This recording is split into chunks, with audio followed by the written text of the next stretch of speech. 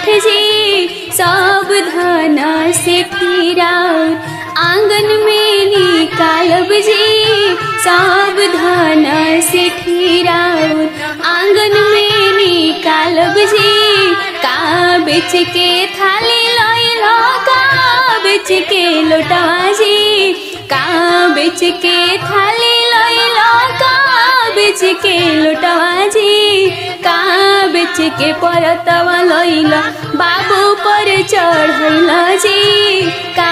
बेच के परतवा लइलो बाबू पर चढ़ैल जी मम्मी बेच के थाली लइनी चाची बेच के लोटवा जी मम्मी बेच के थाली लइनी चाची बेच के लोटवा जी दीदी बेच के परतवा लइनी बाबू पर चढ़ैल।